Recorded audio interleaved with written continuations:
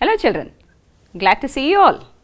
In the previous classes, we have finished the first prose piece, that was A Wrong Man in Workers' Paradise. Did you understand? Did you go through the text again? Very good. And did you practice the exercise part of work? Finished your assignments? Oh, I hear everybody telling yes miss, yes miss, yes miss. Fine, you are all at home. You should have worked on the exercise part of work as well, and you have understood the lesson.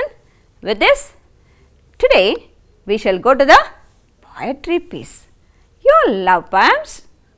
Yes? Yes children. And in your textbook, the first poem is To a Pair of Sarus Cranes. Look at the cranes here. How beautiful they look. Is it not? Yes. It's the first poem on page number 88 is To a Pair of Sarus Cranes by Manmohan Singh. Shall we read the poem? Are you all ready? I want you all to have a textbook, your English textbook, part 1, fine. Open page number 88, have a notebook as well and a pen or a pencil. Note down. Yes children. So, we go to the poetry piece, poem 1, To a Pair of Sarus Cranes. Before we go to the poem, children, look at this. Our prime purpose in this life is to help others, and if you cannot help them, at least don't hurt them. By Dalai Lama. Children, I want you all to think and reflect. And the next one, you have to think and act. And look at this children. Shoot us with cameras, not guns. Nice? Yes. We should enjoy God's creation. How beautiful they look. And it is none of our part to destroy them. They need to live. Right? Fine children. Think and act accordingly. Yes children. With this, today's poem. And the poet was Manmohan Singh. Have you seen it? Here is a picture of Manmohan Singh. Let us know more about this poet children. And here we go. Children, Manmohan Singh was a noted poet of Punjabi language and academics. He was an officer in the Indian Administrative Service. He is a contemporary poet. To know more about him, here it goes. He was born on 20th September 1905 at Madaran, now in Pakistan. His qualification was master's degree in Persian, right? He worked as a lecturer in Urdu, Persian and Punjabi at Khalsa College, Amritsar. Yes children, and what were his contributions to literature? Fine, he has written a number of Punjabi poems and he was awarded with Sahitya Academy Award in 1959 for his poetry. Fine children, and see this is the award. Fine, this is how the Sahitya Academy Award looks like. Children, he died on 3rd May 1978 at Ludhiana. And with this brief details about Manmohan Singh, we shall recite the poem. And the poem is To a Pair of Sarus Cranes by Manmohan Singh. Your textbook is open, right? And children, follow line by line as I recite it to you. Listen carefully. Fine? And here, the male was shot as he necked to pull the reluctant sun out from the rim of horizon. She flew crying as he was picked up hands and jaws, and a proud neck was humbled to lie like dirty linen in a coarse washing bag. She circled the sky in moments of grace over his disgraceful end. The killers went away and she returned to the death's scene with grief that inscribed its intensity in dots and pits like the Morse code of birth sorrow transmitted in the air. With a beak she kissed a few feathers, picked the ones that wind had not taken away, and sat to hatch the blood-stained feathers into a toddling chick. A wave of the seas she had never seen came to her from far away and carried her to him. She went away beyond Hume's words, beyond the legends and fables of human love. Children, did you understand the poem? Yes. For better understanding, you need to have a look at new words which is in the text in the poem. Shall we have a look at this glossary words? Yes, I have identified a few for you. Reluctant. What does reluctant mean? Hesitant. Ishtavilada. Kannadadalli. Okay. And here is an example. The dog was reluctant to go out in the rain for a walk. If you happen to pull a dog, it will resist, is it not? You keep pulling, it will keep pulling you back. It means to say it is resisting, it is reluctant to go out. Fine. And here the dog was reluctant to go out in the rain for a walk. Look at the next one, horizon. What does horizon mean? Yes, the line at which the earth's surface and the sky appear to meet. And look at the picture here. Okay, you find a line that separates, okay, it seems, okay, the line at which the earth's surface and the sky appear to meet. In Kannada, you call it as Bananchu. Okay, there is another word along with it, rim of horizon. That is what you heard in the poem, right? Rim of horizon. Rim means edge. It is that edge where the earth's surface appears to meet the sky. The next one, inscribe. What does inscribe mean? I want you to look at this picture here. What does it say? Yes, something written. It may be words or symbol. Okay, written on stone or wood. You call that as inscription. Social studies, recall? Yes, those ancient times they used to inscribe. You find inscriptions on stones. Okay, and even now if you go to temples, you find inscriptions there, right? The age old temples. Exactly. Kannadadalli enanta helteve? Kettu, kettane, kettu. Fine? Yes, children. The next one, Morse code. What is it, children? Yes, code it is, it's a symbolic language. It was invented by Samuel F.B. Morse, and that is why it is called as Morse code. This code is called as Morse code. And what is this exactly? It is a combination of long and short sound that is used for sending messages. So, this is how it looks. You find it here? Yes. For the letter a dot and a small line. Okay. This is a symbolic language invented by Samuel F.B. Morse, and that is why it is called as Morse code. And children, there is another personality also in the text, in the poem mentioned. Who is it? It is Hume's words. Have you listened to that? Yes. And who is this Hume? Alan Octavian Hume, A.O. Hume. Okay. Who is he? He is a noted ornithologist. Very good. And who is an ornithologist? The one who studies about the birds is called as ornithologist. Okay. And he is also called as, Hume is also called as the father of Indian ornithology. Yes, children. And what is that A.O. Hume? In your poem it is given as Hume's words. What are those words? Kindly open page number 89. Under the glossary you find this. Did you? I will read it out for you here. Listen.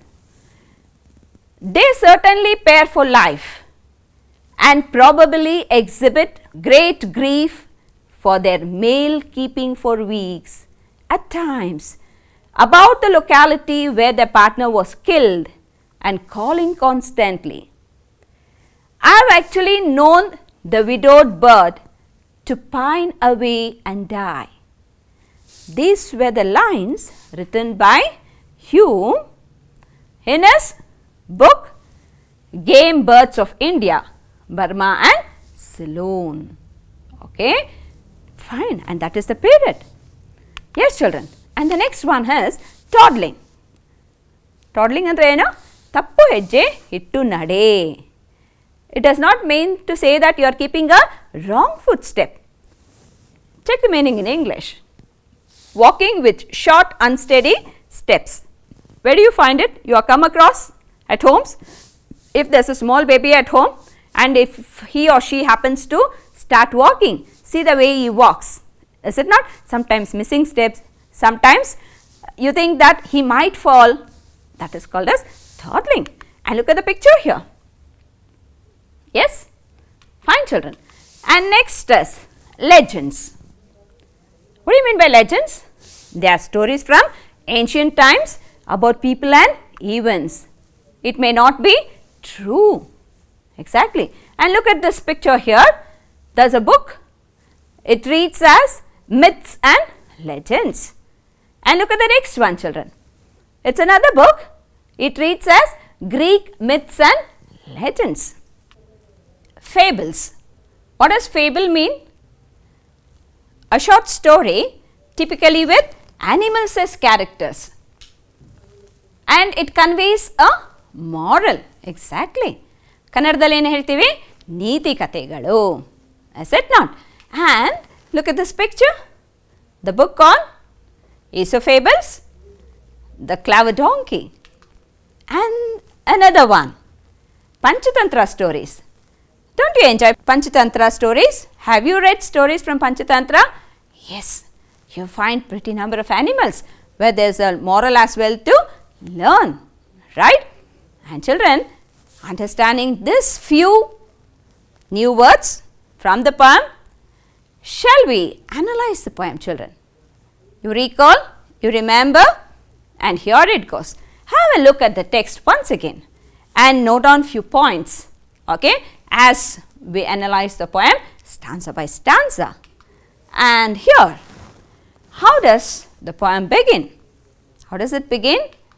Yes, it gives you a picture, the picture of the morning sun, the sunrise, okay. And let us start. It gives you a picture of the male Sarus crane which is stretching out its neck to pluck the sun out from the rim of horizon. Can a crane ever do it, children? Can it pluck the sun? No. It means to say it had bent his neck down to fetch some water, maybe. Okay. It had inserted its beak into the water. Fine. And children, next one, what is the line? To pull the reluctant sun out from the rim of horizon mean? What does it mean? Yes, nobody can pull the sun out from the water. Can anybody do it? It's an exaggeration. The line conveys, it's an exaggeration. And here listen, the underlined line, that is to pull the reluctant sun out from the rim of horizon, okay, it's a figure of speech, that is hyperbole. It is used to highlight the particular point through some exaggeration, right? And what does it describe? The bent neck of the bird, that is the male Sarus crane, and its eager movements are thus shown in this line. The bent neck of the bird into the water is shown in this way, as though it is trying to pull the sun out from the rim of horizon. And children, go to the next one. Why did the female Sarus crane fly crying? Why did it go fly? Why did this crane fly crying, children? Exactly, because its mate, the male crane, had died. When did it die? The hunter had shot it when it was trying to dip its beak into the water, is it not? And the female Sarus crane had seen its mate dead, so it was filled with grief. And what did it do? it started crying. See, later after the death, what did the hunter do?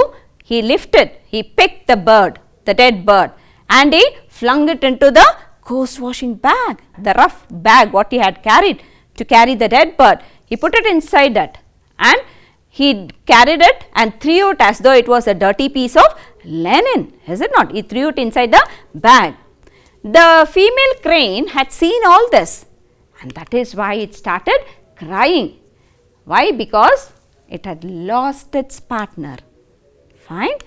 Yes. And then look at the next one. What did the female bird do after the hunter left the place? The hunter picked the bag and he had left the place along with the dead male crane, is it not? What did the female bird do then? Yes, it came down. It came to the spot where the hunter had lifted the dead male Sarus crane. The hunter had picked the dead crane, okay, and he left the place. The female Sarus crane was heartbroken. It comes to the place, and what did he do? The female crane, it circled the sky with grace, mourning over the disgraceful end of its partner. It returned to the death scene, whining for compassion. How did it wail? With short and long wails. It resembled the Morse code. Yes, children. Go to the next one. What does the poet mean by inscribed its intensity in dots and picks? What does it mean? Yes, he compares the shrill cries of the female bird, okay, with dots and pits of Morse code. You have seen the code there, right? And it also says, the poet also tells that one needs to have a keen ear to understand the grief that is expressed by the female Sarus crane. Is it not? And children, the crane was so filled with grief, it starts weeping, right? And look at the next one. How does the poet bring out the agony and desperation of the female bird?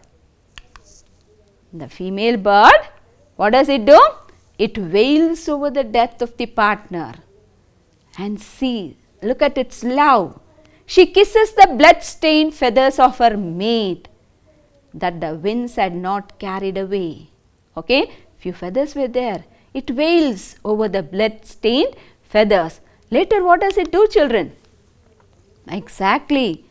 It sits down on them as if to hatch them. Okay, and so that its mate will come back to life. It thinks, if I sit on this, and it might hatch, and I might have my mate back to life. Okay. How does the poet describe the end of the bird? The female Sarus crane has lost its mate. The hunter had taken away. Does it also die? Yes. Look at how the poet describes the death of that bird. As it sits on the blood-stained feathers, hoping that her mate may come back to life, she forgets to eat and drink. With grief, she cries and forgets to eat and drink, and thereby the bird dies with sorrow. It is described like the waves takes her away to where the mate lies, to where she can meet the mate. The wave of seas carries away. The last stanza, do you recall? Yes, there the poet conveys that the bird also dies out of grief, without food and water to drink. She doesn't take anything. Thus the bird goes beyond the ornithologist Hume's words, that is, they pair for life. Yes, children, what is the message of this poem then? We have spoken about this in the first. You should not harm wildlife. You should not harm any bird or animals. See, it gives a wonderful touching account of the love of Sarus cranes. Is it not? And it can be considered as a ode to this pair of Sarus cranes. Why? What do odes convey? Yes, they celebrate the laudatory qualities of their subjects. And children, with this we complete the poem piece. Have you understood? Yes. And children, in the first class we discussed about figures of speech. Did we? Yes, we listed out a few figures of speech. In Kannada you call that as alankaragalu. Howda? A few to go. Simile, there are pretty number of figures of speech, but a few are listed here where you are aware of the ones.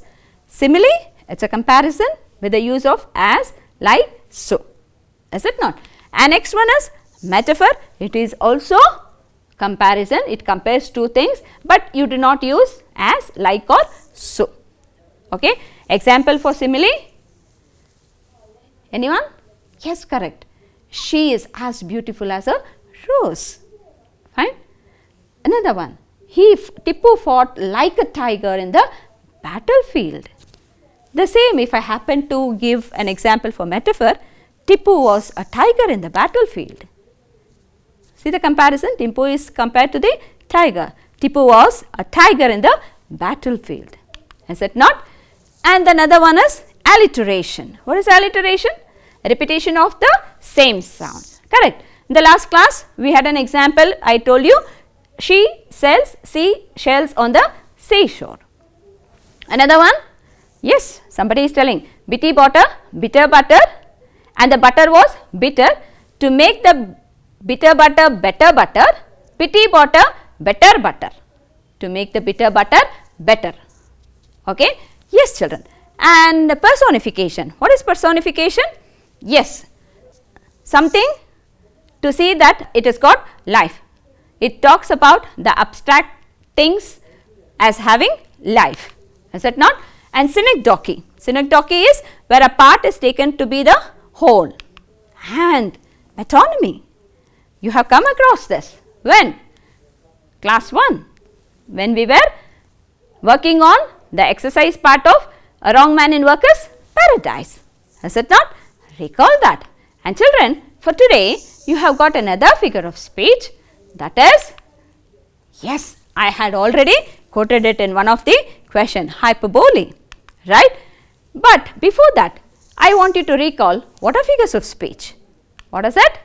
A figure of speech is a word or phrase using figurative language. Is it not? Look at this example here. She cried so long that she made a lake. Imagine anybody crying and you create a lake. This lake, is it? No. And look at the next example. Look at this man. I am so hungry. I could eat a horse. Look at him. He is so hungry and he is ready to eat a horse. I could eat a horse.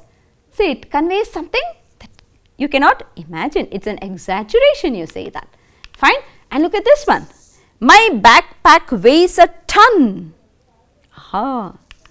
And it's an exaggerated statement. What do you call all this, children? Yes, statements of exaggerations. Okay. It may be for humor. You call that as hyperbole. Fine. And look at this example. Look at the man. You are as skinny as a rail. One complains. The other one replies, and you are a mountain. Nice? Enjoying? Yes. And children, they are all hyperbole. And what is an hyperbole? It's a figure of speech that uses exaggerations to express strong emotion, to make a point, or to evoke humor. Fine?